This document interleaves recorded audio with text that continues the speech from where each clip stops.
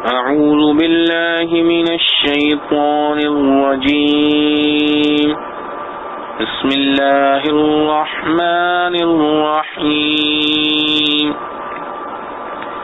حرمت عليكم الميتة والدم ولحم الخنزير وما أهل لغير الله به والمنخنقة والموقوذة والمتردية والنطيحة وما أكل السبع إلا ما ذكيتم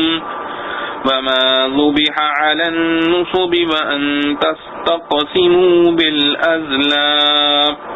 ذلكم فسق اليوم يئس الذين كفروا من دينكم فلا تخشوهم واخشون اليوم أكملت لكم دينكم وأتممت عليكم نعمتي ورضيت لكم الإسلام دينا فمن اضطر في مخمصة غير متجانف لإثم فإن الله غفور رحيم. حرام ہوا تم پر مردہ جانور اور لہو اور گوشت سور کا اور جو جانور اور جس جانور پر نام پکارا جائے اللہ کے سوا کسی اور کا اور جو مر گیا ہو گلا گھونٹنے سے یا چوٹ سے یا اونچے سے گر کر یا سینگ مارنے سے اور جس کو کھایا ہو درندے نے مگر جس کو تم نے ذبح کر لیا. اور حرام ہے جو ذبح ہوا کسی تھان پر اور یہ کہ تقسیم کرو جوئے کے تیروں سے یہ گناہ کا کام ہے. آج نا امید ہو گئے کافر تمہارے دین سے سو ان سے مت ڈرو اور مجھ سے ڈرو. آج میں پورا کر چکا ہوں تمہارے لیے دین تمہارا اور پورا کیا تم پر میں نے احسان اپنا اور پسند کیا میں نے تمہارے واسطے اسلام کو دین. پھر جو کوئی لاچار ہو جاوے بھوک میں لیکن گناہ پر مائل نہ ہو تو اللہ بخشنے والا مہربان ہے.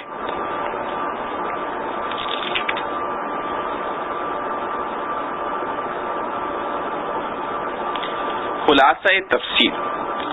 تم پر یہ جانور وغیرہ حرام کیے گئے ہیں. مراد جانور جو کہ باوجود واجب الذبح ہونے کے بلا وجہ شرعی مر جاوے اور خون جو بہتا ہو اور خنزیر کا گوشت اسی طرح اس کے سب اجزاء اور جو جانور کے بقصد قربت غیر اللہ کے نامزد کر دیا گیا ہو اور جو گلا گھٹنے سے مر جاوے اور جو کسی ضرب سے مر جاوے اور جو اونچے سے گر کر مر جاوے مثلا پہاڑ سے یا کنویں میں اور جو کسی کی ٹکر سے مر جاوے اور جس کو کوئی درندہ پکڑ کر کھانے لگے اور اس کے صدمے سے مر جاوے. لیکن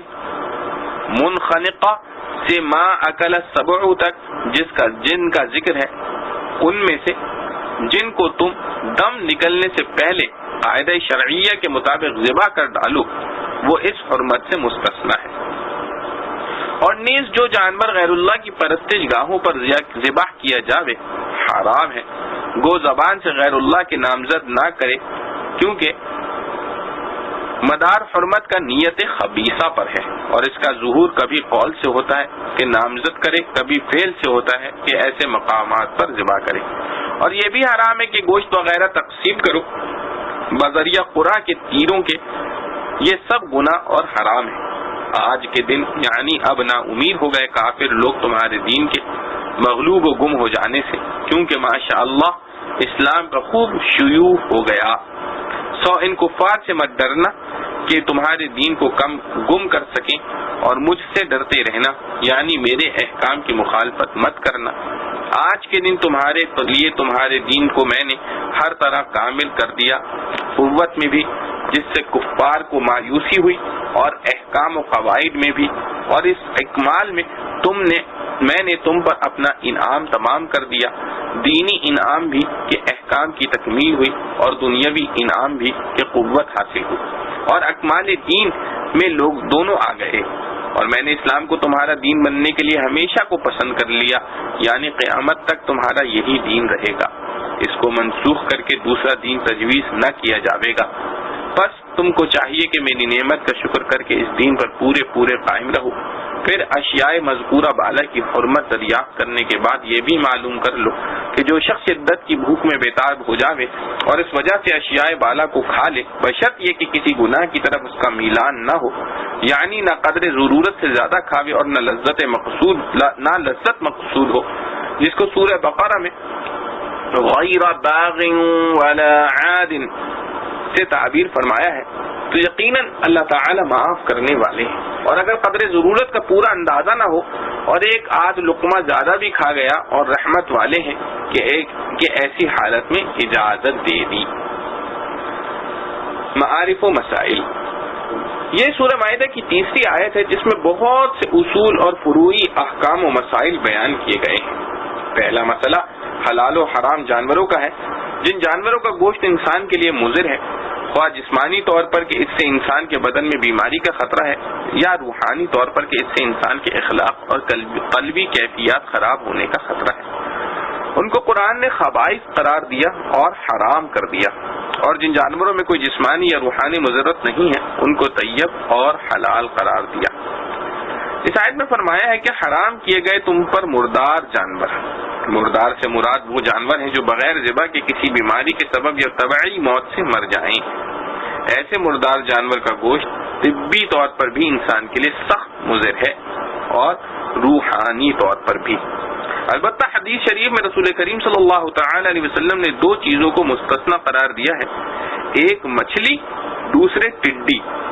یہ حدیث مسند احمد، ابن ماجہ، دار قطنی، بیہقی وغیرہ نے روایت کی ہے۔ دوسری چیز جس کو اس آیت نے حرام قرار دیا ہے وہ خون ہے، اور قرآن کریم کی دوسری آیت میں او دما مسفوحا فرما کر یہ بتلا دیا گیا کہ خون سے مراد بہنے والا خون ہے، اس لیے جگر اور تلی باوجود خون ہونے کے اس حکم سے مستثنی ہے۔ حدیث مذکور میں جہاں میتہ سے مچھلی اور ٹڈی کو مستثنی فرمایا ہے اور اسی میں جگر اور طحال کو خون سے مستثنی قرار دیا ہے۔ تیسری چیز لحم خنزیر ہے جس کو حرام فرمایا ہے۔ لحم سے مراد اس کا پورا بدن ہے جس میں چربی، پٹھے وغیرہ سب ہی داخل ہے۔ چوتھے وہ جانور جو غیر اللہ کے لیے نامزد کر دیا گیا ہو، پھر اگر ذبح کے وقت بھی اس پر غیر اللہ کا نام لیا ہے تو وہ کھلا شرک ہے، اور یہ جانور بے اتفاق مردار کے حکم میں ہے۔ جیسا کہ مشرکین عرب اپنے بتوں کے نام پر ذبح کیا کرتے تھے، یا بعض جاہل کسی پیر فقیر کے نام پر، اور اگر بوقت ذبح نام تو اللہ تعالیٰ کا لیا مگر جانور کسی غیر اللہ کے نام پر نظر کیا ہو اور اس کی رضامندی کے لیے قربان کیا ہے، تو جمہور فقہا نے اس کو بھی ما اہل لغیر اللہ بہ کے تحت حرام قرار دیا ہے۔ پانچویں منخنقہ، یعنی وہ جانور حرام ہے جو گلا گھونٹ کر ہلاک کیا گیا ہو یا خود ہی کسی جال وغیرہ میں پھنس کر دم گھٹ گیا ہو۔ اگرچہ منخنقہ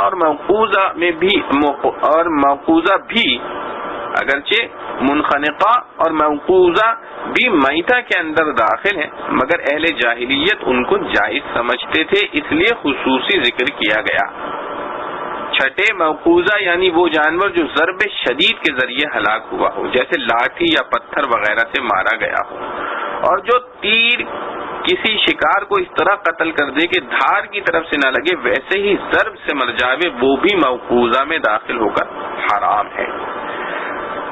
حضرت عدی بن حاتم رضی اللہ عنہ نے رسول کریم صلی اللہ علیہ وسلم سے عرض کیا کہ میں بعض اوقات معراج تیر سے شکار کرتا ہوں، اگر شکار اس سے مر جائے تو کیا کھا سکتا ہوں؟ آپ نے فرمایا کہ اگر وہ جانور عرض تیر کی چوٹ سے مرا ہے تو وہ موقوذہ میں داخل ہے، اس کو مت کھا، اور اگر دھار کی طرف سے لگا ہے اور اس نے زخم کر دیا ہے تو کھا سکتے۔ یہ روایت جساس نے احکام القرآن میں اپنی اسناد سے نقل کی ہے۔ اس میں شرط یہ ہے کہ تیر پھینکنے کے وقت بسم اللہ کہہ کر پھینکا گیا ہو۔ جو شکار بندوق کی گولی سے ہلاک ہو گیا اس کو بھی فقہا نے موقوذہ میں داخل اور حرام قرار دیا ہے۔ امام جساس رحمۃ اللہ علیہ نے حضرت عبداللہ ابن عمر رضی اللہ عنہ سے نقل کیا ہے کہ وہ فرماتے تھے یعنی بندوق کے ذریعے جو جانور قتل کیا گیا ہے، یعنی بندوق کے ذریعے جو جانور قتل کیا گیا ہے وہی موقوذہ ہے، وہی موقوذہ ہے، اس لیے حرام ہے۔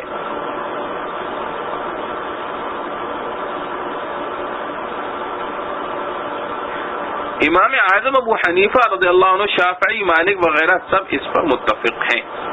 ساتویں، متردیہ، یعنی وہ جانور جو کسی پہاڑ،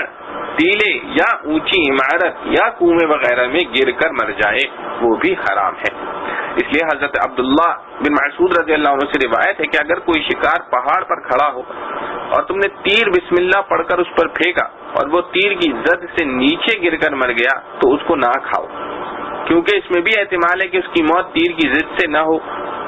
گرنے کے صدمے سے ہو، تو وہ متردیہ میں داخل ہو جائے گا۔ اسی طرح اگر کسی پرندے پر تیر پھینکا، وہ پانی میں گر گیا، تو اس کے کھانے کو بھی اسی بنا پر منع فرمایا ہے کہ یہ بھی احتمال ہے کہ اس کی موت ڈوبنے سے واقع ہوئی ہو۔ اور حضرت عدی بن حاتم رضی اللہ عنہ نے یہی مضمون رسول کریم صلی اللہ علیہ وسلم سے بھی روایت فرمایا ہے۔ آٹھویں، نتیحہ، یعنی وہ جانور جو کسی ٹکر اور تصادم سے ہلاک ہو گیا ہو، جیسے ریل، موٹر وغیرہ کی زد میں آ کر مر جائے یا کسی دوسرے جانور کی ٹکر سے مر جائے۔ نویں، وہ جانور جس کو کسی درندے جانور نے پھاڑ دیا ہو، اس سے مر گیا ہو۔ ان 9 اقسام کی حرمت بیان فرمانے کے بعد ایک استثناء ذکر کیا گیا، فرمایا الا ما ذکیتم، یعنی اگر ان جانوروں میں سے تم نے کسی کو زندہ پا لیا اور ذبح کر لیا تو وہ حلال ہو گیا، اس کا کھانا جائز ہے۔ یہ استثناء شروع کی 4 قسموں سے متعلق نہیں ہو سکتا، کیونکہ میتہ اور دم میں تو اس کا امکان ہی نہیں، اور خنزیر اور ما اہل لغیر اللہ اپنی ذات سے حرام ہیں، ذبح کرنا نہ کرنا ان میں برابر ہے۔ اس لیے حضرت علی رضی اللہ عنہ، ابن عباس رضی اللہ عنہ، حسن بصری علیہ الرحمہ، قتادہ علیہ الرحمہ وغیرہ سلف صالحین کا اس پر اتفاق ہے کہ یہ استثناء ابتدائی 4 کے بعد یعنی منخنقہ اور اس کے ماں بعد سے متعلق ہے۔ اس لیے مطلب اس کا یہ ہو گیا کہ ان تمام صورتوں میں اگر جانور زندہ پایا گیا، زندگی کی علامتیں محسوس کی گئیں اور اسی حالت میں اس کو اللہ تعالیٰ کے نام پر ذبح کر دیا گیا تو وہ حلال ہے، خواہ وہ منخنقہ ہو یا موقوذہ یا متردیہ اور نتیحہ یا جس کو درندے نے پھاڑ ڈالا ہے۔ ان میں سب جس کو بھی آثار زندگی محسوس کرتے ہوئے ذبح کر لیا، ان میں سے جس کو بھی آثار زندگی محسوس کرتے ہوئے ذبح کر لیا وہ حلال ہو گیا۔ 10ویں، وہ جانور حرام ہیں جو نصب پر ذبح کیا گیا ہو۔ نصب وہ پتھر ہیں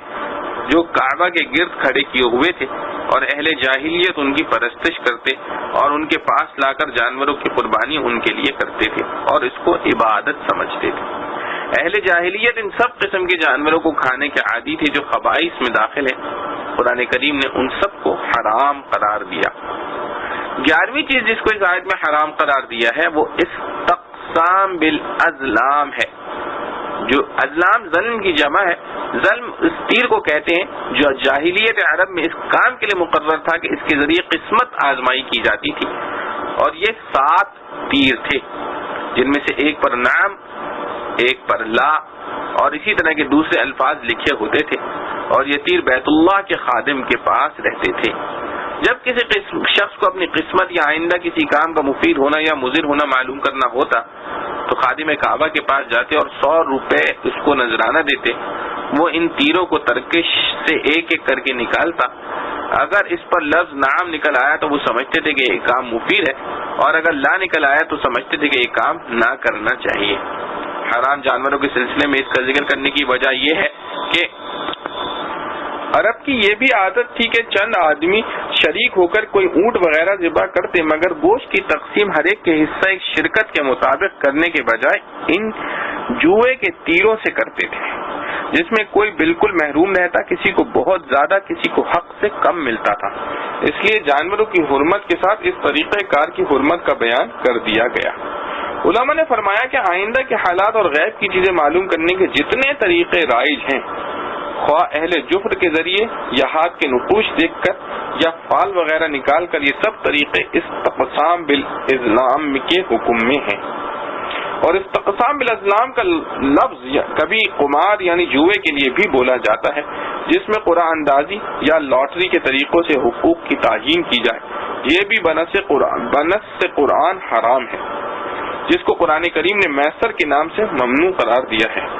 اسی لیے حضرت سعید بن جبیر، مجاہد اور شعبی نے فرمایا کہ جس طرح عرب ازلام کے ذریعے حصے نکالتے، اسی طرح فارس و روم میں شطرنج، چوسر وغیرہ کے مہروں سے یہ کام لیا جاتا ہے، وہ ازلام کے حکم میں ہے۔ استقسام بالازلام کی حرمت کے ساتھ ارشاد فرمایا ذالکم فسق، یعنی یہ طریقہ قسمت معلوم کرنے یا حصہ مقرر کرنے کا فسق اور گمراہی ہے۔ اس کے بعد ارشاد فرمایا اليوم يئس الذين كفروا من دينكم فلا تخشوهم واخشون، آج کے دن کفار تمہارے دین پر غالب آنے سے مایوس ہو چکے ہیں، اس لیے اب تم ان سے کوئی خوف نہ رکھو، البتہ مجھ سے ڈرتے رہو۔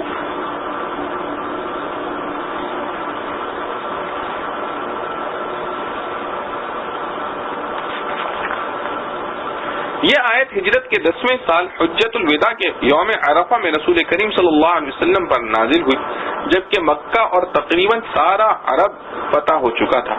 پورے جزیرۃ العرب پر اسلامی قانون جاری تھا۔ اس پر فرمایا کہ اب سے پہلے جو کفار یہ منصوبے بنایا کرتے تھے کہ مسلمانوں کی جماعت ہمارے مقابلے میں کم بھی ہے اور کمزور بھی، ان کو ختم کر دیا جائے، اب نہ ان میں یہ حوصلے باقی رہے نہ ان کی وہ طاقت رہی، اس لیے مسلمان ان سے مطمئن ہو کر اپنے رب کی اطاعت و عبادت میں لگ جائیں۔ اليوم اکملت لکم دینکم واتممت علیکم نعمتی ورضیت لکم الاسلام دینا۔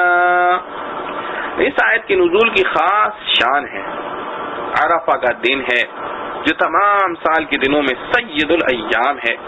اور اتفاق سے یہ عرفہ جمعہ کے دن واقع ہوا، جس کے فضائل معروف ہیں۔ مقام میدان عرفات کا جبل رحمت کے قریب ہے، جو عرفہ کے دن اللہ تعالی کی طرف سے نزول رحمت کا خاص مقام ہے۔ وقت عصر کے بعد کا ہے، جو عام دنوں میں بھی مبارک وقت ہے، اور خصوصاً یوم جمعہ میں کہ قبولیت دعا کی گھڑی بہت سی روایات کے مطابق اسی وقت آتی ہے، اور عرفہ کے روز اور زیادہ خصوصیت کے ساتھ دعائیں قبول ہونے کا خاص وقت ہے۔ حج کے لیے مسلمانوں کا سب سے بڑا پہلا عظیم اجتماع ہے، جس میں تقریباً 1.5 لاکھ صحابہ کرام رضی اللہ عنہم شریک ہیں۔ رحمت للعالمین صلی اللہ علیہ وسلم صحابہ کرام رضوان اللہ علیہم اجمعین کے ساتھ جبل رحمت کے نیچے اپنی ناقہ عظبہ پر سوار ہیں، اور حج کے اب بڑے رکن یعنی وقوف عرفات میں مشغول ہیں۔ ان فضائل و برکات اور رحمتوں کے سائے میں یہ آیت کریمہ رسول کریم صلی اللہ علیہ وسلم پر نازل ہوتی ہے۔ صحابہ کرام رضوان اللہ علیہ اجمعین کا بیان ہے کہ جب آپ پر یہ آیت بذریعہ وحی نازل ہوئی تو حسب دستور وحی کا ثقل اور بوجھ اتنا محسوس ہوا کہ اونٹنی اس سے دبی جا رہی تھی، یہاں تک کہ مجبور ہو کر بیٹھ گئی۔ حضرت عبداللہ بن عباس رضی اللہ عنہ فرماتے ہیں کہ یہ آیت تقریباً قرآن کی آخری آیت ہے، اس کے بعد کوئی آیت احکام سے متعلق نازل نہیں ہوئی، صرف ترغیب و ترہیب کی چند آیتیں ہیں جن کا نزول اس آیت کے بعد بتلایا گیا ہے۔ اس آیت کے نازل ہونے کے بعد رسول کریم صلی اللہ تعالی علیہ وآلہ وسلم اس دنیا میں صرف 81 روز بقید حیات رہے، کیونکہ 10 ہجری کی 9 ذی الحجہ میں یہ آیت نازل ہوئی، اور 11 ہجری کی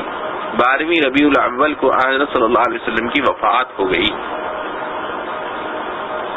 نیچے اس کی تفصیل لکھی ہے،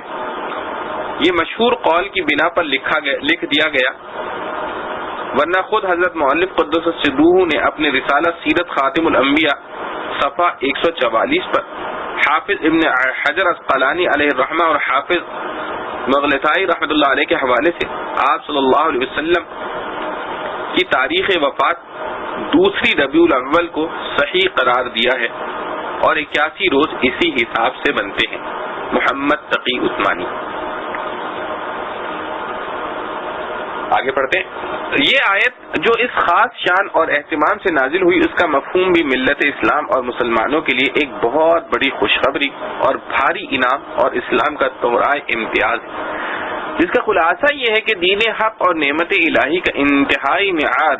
جو اس عالم میں بنی نوع انسان کو عطا ہونے والا تھا، آج وہ مکمل کر دیا گیا۔ گویا حضرت آدم علیہ السلام کے زمانے سے جو دین حق اور نعمت الہیہ کا نزول اور ترویج شروع کی گئی تھی، اور ہر زمانے اور ہر خطے کے مناسب حال اس نعمت کا ایک حصہ اولاد آدم کو عطا ہوتا رہا، آج وہ دین اور نعمت مکمل صورت میں خاتم الانبیاء رسول اللہ صلی اللہ علیہ وسلم اور آپ صلی اللہ علیہ وسلم کی امت کو عطا کر دی گئی۔ اس میں تمام انبیاء اور رسل کے زمرے میں سید الانبیاء صلی اللہ علیہ وسلم کی سعادت اور امتیازی شان کا تو اظہار ہے ہی، اس کے ساتھ تمام امتوں کے مقابلے میں امت مرحومہ کی بھی ایک خاص امتیازی شان کا واضح ثبوت ہے۔ یہی وجہ ہے کہ ایک مرتبہ چند علماء یہود حضرت فاروق اعظم رضی اللہ عنہ کی خدمت میں حاضر ہوئے اور عرض کیا کہ تمہارے قرآن میں ایک ایسی آیت ہے جو اگر یہود پر نازل ہوتی تو وہ اس کے نزول کا ایک جشن عید مناتے۔ فاروق اعظم رضی اللہ عنہ نے سوال کیا کہ وہ کون سی آیت ہے؟ انہوں نے یہی آیت الیوم اکملت لکم دینکم پڑھ دی۔ حضرت فاروق اعظم رضی اللہ عنہ نے ان کے جواب میں فرمایا کہ ہاں ہم جانتے ہیں کہ یہ آیت کس جگہ اور کس دن نازل ہوئی۔ اشارہ اسی بات کی طرف تھا کہ وہ دن ہمارے لیے دوہری عید کا دن تھا، ایک عرفہ دوسرے جمعہ۔ عید اور تہوار منانے کا اسلامی اصول، فاروق اعظم رضی اللہ عنہ کے جواب میں ایک اسلامی اصول کی طرف بھی اشارہ ہے جو تمام دنیا کی اقوام و مذاہب میں صرف اسلام ہی کا توراہ امتیاز ہے، وہ یہ کہ دنیا میں ہر قوم اور ہر مذہب و ملت کے لوگ اپنے اپنے حالات و خصوصیات کے ماتحت اپنے خاص تاریخی واقعات کے دنوں کی یادگاریں مناتے ہیں، اور ان ایام کو ان کے یہاں ایک عید یا تہوار کی حیثیت حاصل ہوتی ہے۔ کہیں قوم کے بڑے آدمی کی پیدائش یا موت کا یا تخت نشینی کا دن منایا جاتا ہے، اور کہیں کسی خاص ملک یا شہر کی فتح یا اور کسی عظیم تاریخی واقعے کا جس کا حاصل اشخاص خاص کی عزت افزائی کے سوا کچھ نہیں۔ اسلام اشخاص پرستی کا قائل نہیں ہے، اس نے ان تمام رسوم جاہلیت اور شخصی یادگاروں کو چھوڑ کر اصول اور مقاصد کی یادگاریں قائم کرنے کا اصول بنا دیا۔ حضرت ابراہیم علیہ السلام کو خلیل اللہ کا خطاب دیا گیا، اور قرآن کریم میں ان کے امتحانات اور ان سب میں مکمل کامیابی کو سراہا گیا۔ وَإِذِ ابْتَلَىٰ إِبْرَاهِيمَ رَبُّهُ بِكَلِمَاتٍ فَأَتَمَّهُنَّ کا یہی مفہوم ہے، لیکن نہ ان کی پیدائش یا موت کا دن منایا گیا، نہ ان کے صاحبزادے اسماعیل علیہ السلام اور ان کی والدہ کی پیدائش و موت کا دوسرے حالات کی کوئی یادگار قائم کی گئی یا دوسرے حالات کی کوئی یادگار قائم کی گئی۔ ہاں ان کے اعمال میں جو چیزیں مقاصد دین سے متعلق تھیں ان کی یادگاروں کو نہ صرف محفوظ رکھا گیا بلکہ آئندہ آنے والی نسلوں کے دین و مذہب کا جز اور فرض و واجب قرار دے دیا گیا۔ قربانی، ختنہ، صفا مروہ کے درمیان دوڑنا، مینا میں 3 جگہ کنکری ماننا، یہ سب انہی بزرگوں کے ایسے افعال کی یادگار ہیں جو انہوں نے اپنے نفسانی جذبات اور انسان کے طبعی تقاضوں کو اللہ تعالیٰ کی رضا جوئی کے مقابلے میں کچلتے ہوئے ادا کیے، اور جن میں ہر قرن اور ہر زمانے کے لوگوں کو اس کا سبق ملتا ہے کہ انسانوں کو اللہ تعالیٰ کی رضا جوئی کے لیے اپنی محبوب سے محبوب چیز کو قربان کر دینا چاہیے۔ اسی طرح اسلام میں کسی بڑے سے بڑے آدمی کی موت و حیات یا شخصی حالات کا کوئی دن منانے کے بجائے ان کے اعمال کے دن منائے گئے جو کسی خاص عبادت سے متعلق ہیں، جیسے شب برات، رمضان المبارک، شب قدر، یوم عرفہ، یوم عاشورہ وغیرہ۔ عیدین صرف 2 رکھی گئیں، وہ بھی خالص دینی لحاظ سے۔ پہلی عید رمضان المبارک کے اختتام اور اشہر حج کے شروع ہونے پر رکھی گئی، اور دوسری عید عبادت حج سے فراغت کے بعد رکھی گئی۔ خلاصہ یہ ہے کہ حضرت فاروق اعظم رضی اللہ عنہ کے اس جواب نے یہ بتلا دیا کہ یہود و نصارہ کی طرح ہماری عیدیں تاریخی وقائع کے تابع نہیں کہ جس تاریخ میں کوئی اہم واقعہ پیش آ گیا اس کو عید مناویں، جیسا کہ جاہلیت اولا کی رسم تھی، اور آج کل کی جاہلیت جدیدہ نے تو اس کو بہت ہی پھیلا دیا ہے، یہاں تک کہ دوسری قوموں کی نقل کر کے مسلمان بھی اس میں مبتلا ہونے لگے۔ عیسائیوں نے حضرت عیسیٰ علیہ السلام کے یوم پیدائش کی عید میلاد منائی۔ ان کو دیکھ کر کچھ مسلمانوں نے رسول کریم صلی اللہ تعالی علیہ وآلہ وسلم کی پیدائش پر عید میلاد النبی کے نام سے ایک عید بنا دی۔ اسی روز بازاروں میں جلوس نکالنے اور اس میں طرح طرح کی خرافات اور رات میں چراغاں کو عبادت سمجھ کر کرنے لگے، جس کی کوئی اصل صحابہ رضوان اللہ علیہ مجمعین و تابعین رحم اللہ علیہما اور اسلاف امت کے عمل میں نہیں ملتی۔ اور حقیقت یہ ہے کہ دن منانے کا طریقہ ان قوموں میں تو چل سکتا ہے کہ جو باکمال افراد اور ان کے حیرت انگیز کارناموں کے لحاظ سے مفلس ہیں۔ دو چار شخصیتیں کل قوم میں اس قابل ہوتی ہیں، اور ان کے بھی کچھ مخصوص کام ایسے ہوتے ہیں جن کی یادگار منانے کو قومی فخر سمجھتے ہیں۔ اسلام میں یہ دن منانے کی رسم چلے تو 1,20,000 سے زائد تو انبیاء علیہ السلام ہیں، جن میں سے ہر ایک کی نہ صرف پیدائش بلکہ ان کے حیرت انگیز کارناموں کی طویل فہرست ہے جن کے دن منانے چاہیے۔ انبیاء علیہ السلام کے بعد خاتم الانبیاء صلی اللہ علیہ وسلم کی حیات طیبہ کو دیکھا جائے تو آپ کی زندگی کا شاید کوئی دن بھی ایسے کارناموں سے خالی نہیں جن کا دن منانا چاہیے۔ بچپن سے لے کر جوانی تک کے وہ کمالات جنہوں نے پورے عرب میں آپ کو امین کا لقب دیا تھا، کیا وہ ایسے نہیں ہیں کہ مسلمان ان کی یادگار منائیں؟ پھر نزول قرآن، ہجرت، غزوہ بدر، احد، خندق، فتح مکہ، حنین، تبوک اور تمام غزوات رسول کریم صلی اللہ علیہ وسلم ہیں، ایک بھی ایسا نہیں کہ جس کی یادگار نہ منائی جائے۔ اسی طرح آپ کے ہزاروں معجزات یادگار منانے کی چیزیں ہیں۔ اور بصیرت کے ساتھ حضرت صلی اللہ علیہ وسلم کی زندگی پر نظر ڈالیں تو آپ صلی اللہ علیہ وسلم کی حیات طیبہ کا ہر دن نہیں ہر گھنٹہ ایک یادگار منانے کا داعیہ رکھتا ہے۔ حضرت صلی اللہ علیہ وسلم کے بعد تقریباً 1.5 لاکھ صحابہ کرام رضی اللہ عنہم اجمعین وہ ہیں جن میں سے ہر ایک در حقیقت رسول اللہ صلی اللہ علیہ وسلم کا زندہ معجزہ ہے۔ کیا یہ بے انصافی نہیں ہوگی کہ ان کی یادگاریں نہ منائی جائیں؟ اور یہ رسم چل پڑے تو پھر صحابہ کرام رضوان اللہ علیہ مجمعین کے بعد امت کے اکابر، اولیاء اللہ اور علماء و مشائخ پر نظر ڈالو جو کروڑوں کی تعداد میں ہوں گے، اگر یادگاری دن منائے جائیں تو ان کو چھوڑ دینا کیا ان کے حق میں بے انصافی اور قدر شناسی نہیں ہوگی؟ اور اگر یہ طے کر لیا جائے کہ سبھی کے یادگاری دن منائے جائیں تو سال بھر میں ایک دن بھی ہمارا یادگار منانے سے خالی نہیں رہے، بلکہ ہر دن کے ہر گھنٹے میں کئی یادگاریں اور کئی عیدیں منانی پڑیں گی۔ یہی وجہ ہے کہ رسول کریم صلی اللہ تعالی علیہ وآلہ وسلم اور صحابہ کرام رضی اللہ عنہم اجمعین نے اس رسم کو جاہلیت کی رسم قرار دے کر نظر انداز کیا ہے۔ حضرت فاروق اعظم رضی اللہ عنہ کے اس فرمان میں اسی کی طرف اشارہ ہے۔ اب اس آیت کے معنی و مطالب کی تفصیل سنیے۔ اس میں حق تعالی شانہ نے رسول کریم صلی اللہ علیہ وسلم اور آپ صلی اللہ علیہ وسلم کی امت مرحومہ کو 3 خصوصی انعام عطا فرمانے کی بشارت دی ہے۔ ایک اکمال دین، دوسرے اتمام نعمت اور تیسرے شریعت اسلام کا اس امت کے لیے انتخاب۔ اکمال دین کے معنی ترجمان القرآن حضرت عبداللہ بن عباس رضی اللہ عنہ وغیرہ نے یہ بیان فرمائے ہیں کہ آج دین حق کے تمام حدود و فرائض اور احکام و آداب مکمل کر دیے گئے ہیں، اب اس میں نہ کسی اضافے اور زیادتی کی ضرورت باقی ہے اور نہ کمی کا احتمال۔ یہی وجہ ہے کہ اس کے بعد احکام اسلام میں سے کوئی نیا حکم نازل نہیں ہوا۔ جو چند آیتیں اس کے بعد نازل ہوئی ان میں یا تو ترغیب و ترہیب کے مضامین ہیں اور یا انہی احکام کی تاکید جن کا پہلے بیان ہو چکا تھا۔ اور یہ بات اس کے منافی نہیں کہ اصول و اجتہاد کے ماتحت ائمہ مجتہدین نئے نئے پیش آنے والے واقعات و حالات کے متعلق اپنے اجتہاد سے احکام شریعہ بیان کریں، کیونکہ قرآن کریم نے جس طرح احکام شریعہ کے حدود و فرائض وغیرہ بیان فرمائے ہیں اسی طرح اصول اجتہاد بھی قرآن ہی نے متعین فرما دیے ہیں۔ ان کے ذریعے جو احکام قیامت تک نکالے جائیں وہ سب ایک حیثیت سے قرآن ہی کے بیان کیے ہوئے احکام ہیں،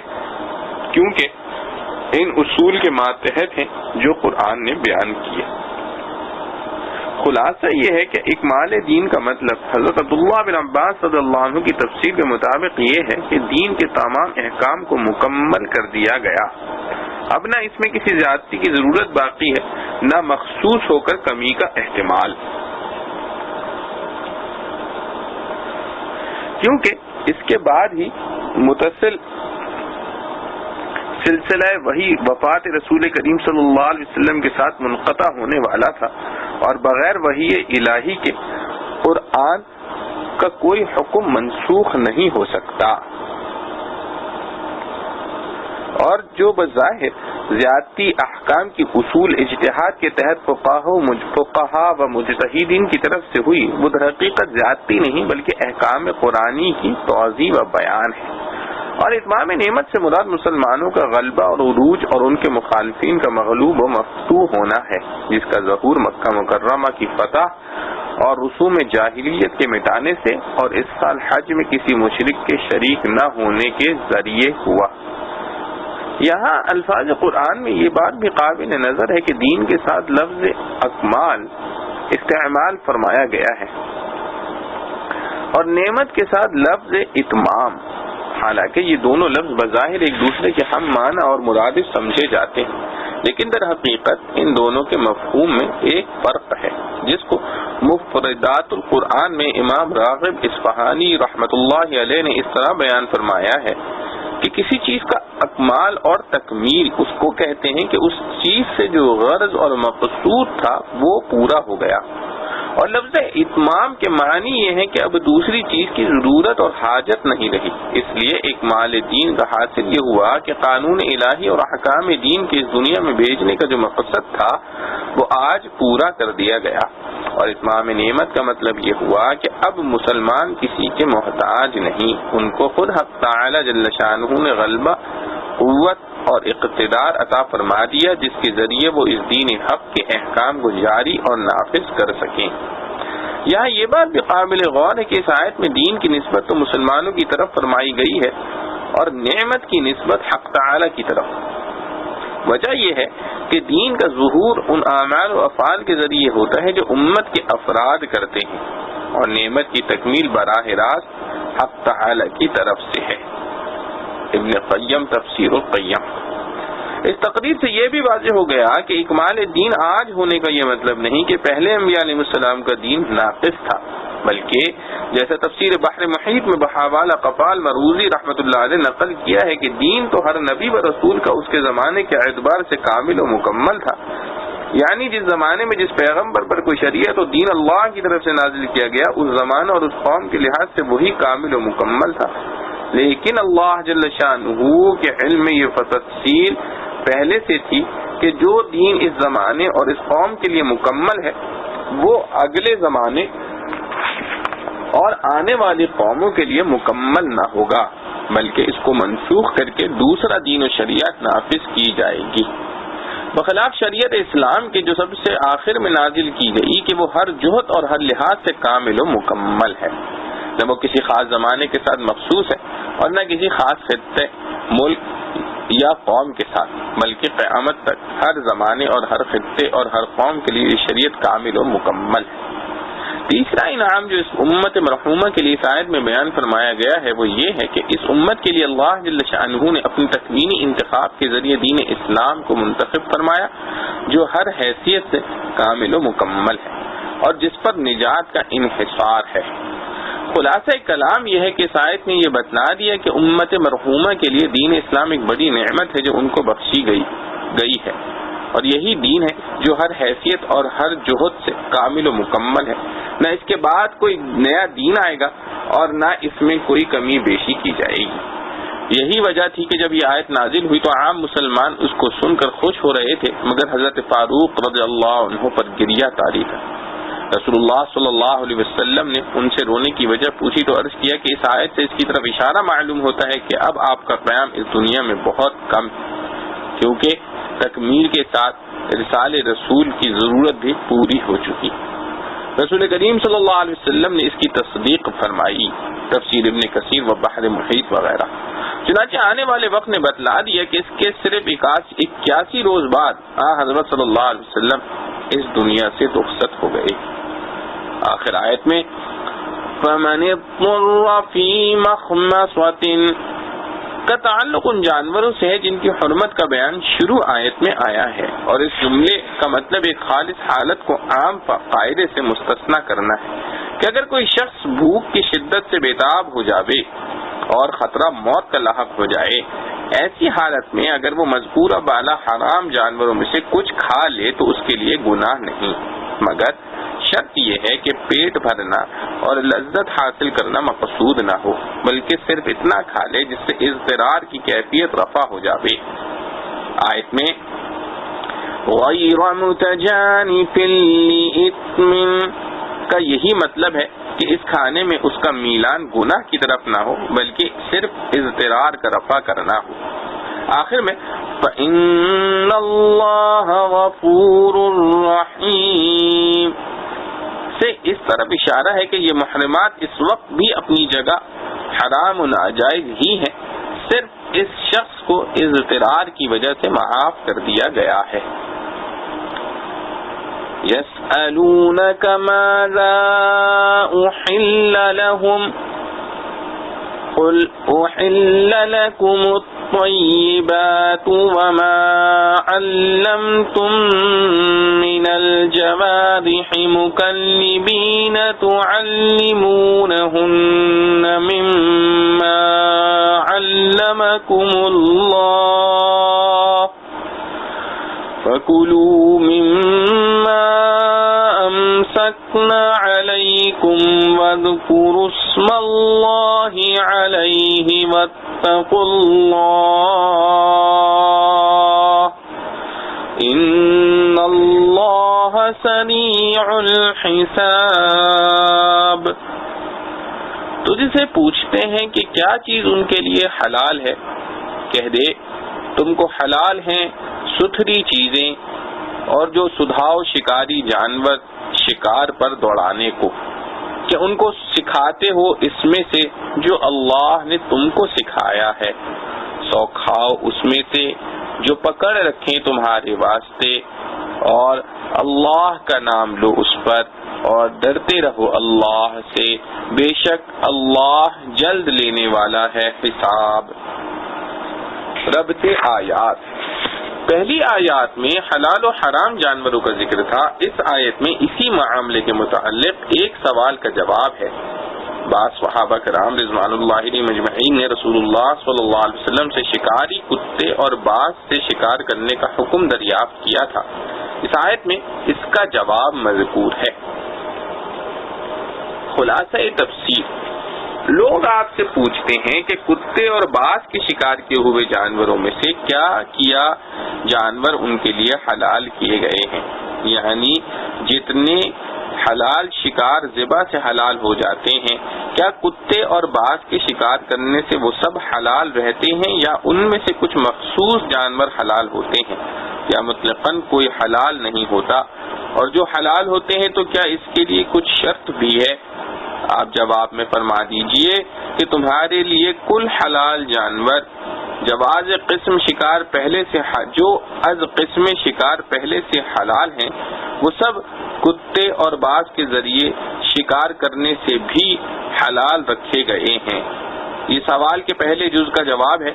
آگے دوسرے جز کا جواب یہ ہے کہ کتے اور باز کے شکار حلال ہونے کے لیے کچھ شرائط ہیں، وہ کہ جن شکاری جانوروں کو مثلا کتا، باز وغیرہ تم خاص طور پر جس کا بیان آگے آتا ہے تعلیم دو، یہ ایک شرط ہے، اور تم ان کو شکار پر چھوڑو بھی، یہ دوسری شرط ہے۔ اور ان کو جو تعلیم دینا اوپر ذکر کیا گیا ہے اس طریقے سے تعلیم دو جو تم کو اللہ تعالی نے شریعت میں تعلیم دیا ہے۔ وہ طریقہ یہ ہے کہ کتے کو تو یہ تعلیم دی جائے کہ شکار پکڑ کر کھاوے نہیں، اور بعض کو یہ تعلیم دی جائے کہ جب اس کو بلاؤ اگرچہ وہ شکار کے پیچھے جا رہا ہو فوراً واپس آ جائے۔ یہ شرط اول کا بیان ہے۔ تو ایسے شکاری جانور جس شکار کو تمہارے لیے پکڑیں اس کو کھا لو۔ یہ تیسری شرط ہے جس کی علامت طریقہ تعلیم میں بیان ہو چکی ہے۔ سو اگر کتا اس شکار کو کھانے لگے یا باز بلانے سے واپس نہ آئے تو سمجھا جائے گا کہ جب یہ جانور اس کے کہنے میں نہیں تو انہوں نے شکار بھی اس کے لیے نہیں پکڑا بلکہ خود اپنے لیے پکڑا ہے۔ اور جب شکار پر اس شکاری جانور کو چھوڑنے لگو تو اس جانور پر یعنی اس کے چھوڑنے کے وقت اللہ کا نام بھی لیا کرو، یعنی بسم اللہ پڑھ کر چھوڑو۔ یہ چوتھی شرط ہے. اور تمام امور میں اللہ سے ڈرتے رہا کرو. مثلا شکار میں ایسے منہمک مت ہو کہ نماز وغیرہ سے غفلت ہو جاوے، یا اتنی حرص مت کرو کہ شرائط حلت کے بغیر بھی اس جانور کو کھا جاؤ. بے شک اللہ تعالی جلدی حساب لینے والے ہیں. معارف و مسائل. مذکور الصدر جواب و سوال میں شکاری کتے اور باز وغیرہ کے ذریعے شکار حلال ہونے کے لیے 4 شرطیں ذکر کی گئی ہیں. اول یہ کہ کتا یا باز سکھایا اور سدھایا ہوا ہو، اور سکھانے سدھانے کا یہ اصول قرار دیا ہے کہ جب تم کتے کو شکار پر چھوڑو تو وہ شکار پکڑ کر تمہارے پاس لے آئے، خود اس کو کھانے نہ لگے. اور باز کے لیے یہ اصول مقرر کیا کہ جب تم اس کو واپس بلاؤ تو وہ فوراً آ جائے، اگرچہ وہ شکار کے پیچھے جا رہا ہو. جب یہ شکاری جانور ایسے سدھ جائیں تو اس سے ثابت ہوگا کہ وہ شکار کرتے ہیں تمہارے لیے کرتے ہیں، اپنے لیے نہیں. اس سے ثابت ہوگا کہ وہ جو شکار کرتے ہیں تمہارے لیے کرتے ہیں، اپنے لیے نہیں. اب ان شکاری جانوروں کا شکار خود تمہارا شکار سمجھا جائے گا، اور اگر کسی وقت وہ اس تعلیم کے خلاف کریں، مثلا کتا خود شکار کو کھانے لگے یا باز تمہارے بلانے پر واپس نہ آئے تو یہ شکار تمہارا نہیں رہا، اس لیے اس کا کھانا جائز نہیں. دوسری شرط یہ ہے کہ تم فوراً اپنے ارادے سے کتے کو یا باز کو شکار کے پیچھے چھوڑو، یہ نہ ہو کہ وہ خود بخود کسی شکار کے پیچھے دوڑ کر اس کو شکار کر لیں. آیت مذکورہ میں شرط کا بیان لفظ مقلبین سے کیا گیا ہے. یہ لفظ دراصل تکلیف سے مشتق ہے، جس کے اصلی معنی کتوں کے سکو سکھلانے کے ہیں، پھر عام شکاری جانوروں کو سکھلانے اور شکار پر چھوڑنے کے معنی میں بھی استعمال ہونے لگا. صاحب جلالین اس جگہ مقلبین کی تفسیر ارسال سے کرتے ہیں، جس کے معنی ہے شکار پر چھوڑنا، اور تفسیر قرطبی میں بھی یہ قول نقل کیا گیا ہے. تیسری شرط یہ ہے کہ شکاری جانور شکار کو خود نہ کھانے لگیں. تیسری شرط یہ ہے کہ شکاری جانور شکار کو خود نہ کھانے لگیں بلکہ تمہارے پاس لے آئیں. اس شرط کا بیان مما امسکن علیکم سے ہوا ہے. چوتھی شرط یہ ہے کہ جب شکاری کتے یا باز کو شکار پر چھوڑو تو بسم اللہ کہہ کر چھوڑو. جب یہ چاروں شرطیں پوری ہوں تو اگر جانور تمہارے پاس آنے تک دم توڑ چکا ہو تو بھی حلال ہے، ذبح کرنے کی ضرورت نہیں، ورنہ بغیر ذبح کے تمہارے لیے حلال نہ ہوگا. امام اعظم ابو حنیفہ رحمۃ اللہ علیہ کے نزدیک ایک 5ویں شرط یہ بھی ہے کہ یہ شکاری جانور شکار کو زخمی بھی کر دے. اس شرط کی طرف لفظ جوارح میں اشارہ موجود ہے. مسئلہ یہ حکم ان وحشی جانوروں کا ہے جو اپنے قبضے میں نہ ہو، اور اگر کسی وحشی جانور کو اپنے قابو میں کر لیا گیا ہے تو وہ بغیر باقاعدہ ذبح کے حلال نہیں ہوگا. آخر آیت میں یہ ہدایت بھی کر دی گئی ہے کہ شکار جانور کے ذریعے اللہ تعالی جل شانہ نے حلال تو کر دیا ہے، مگر شکار کے پیچھے لگ کر نماز اور ضروری احکام شرعیہ سے غفلت برتنا جائز نہیں.